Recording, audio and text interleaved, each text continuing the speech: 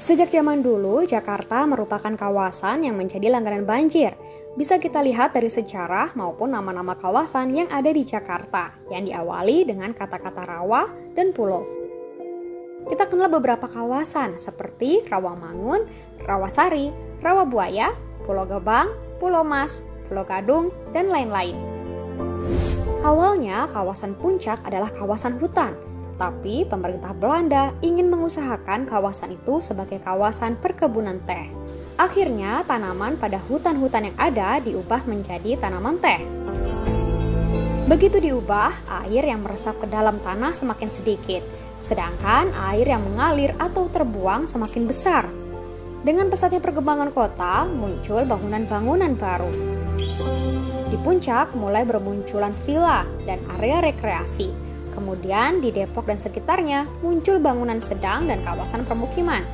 Begitu pula dengan di DKI Jakarta yang semakin padat permukiman, mengakibatkan air yang meresap menjadi terbalik dari kondisi awal, yaitu yang meresap hanya 3-27%, sedangkan yang terbuang sebanyak 73-97%. Akhirnya persediaan air tanah habis karena tidak ada yang masuk ke dalam tanah dan justru mengalir ke drainase kota. Selain itu, dimensi drainase kota di DKI Jakarta dirancang untuk menampung debit air hujan maksimal untuk curah hujan 120 mm per hari. Sementara kita tahu bahwa hujan ekstrim juga pernah terjadi beberapa kali di Jakarta. Dalam upaya penanggulangan banjir, pemerintah Provinsi DKI Jakarta telah melakukan berbagai upaya, antara lain pengerukan saluran, pembuatan waduk, situ, embung, kesiapan operasional pompa, dan lain-lain.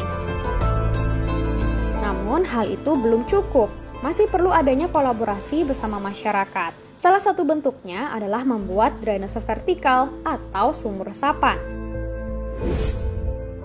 Dengan membuat drainase vertikal, kita bisa menabung air hujan. Kalau di rumah tidak punya pekarangan yang luas, ajak tetangga sekitar untuk sama-sama membuat drainase vertikal.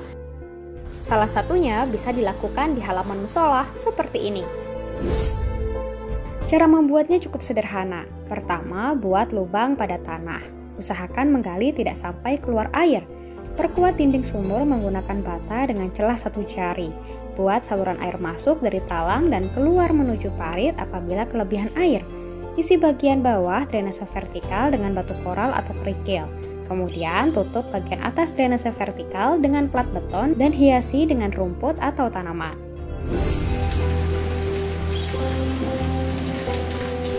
Nah, seperti ini kalau sedang turun hujan.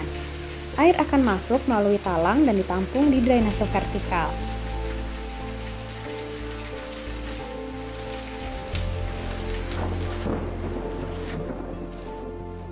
Air tidak langsung terbuang ke saluran kota, sehingga air pada saluran kota bisa berkurang dan tidak lagi menimbulkan genangan. Jika drainase vertikal penuh, air baru masuk ke pipa menuju saluran kota.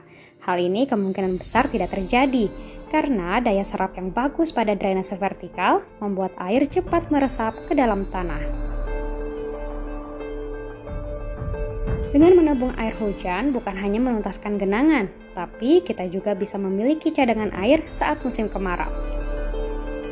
Dibutuhkan kerjasama dalam menjalankan gerakan menabung air hujan.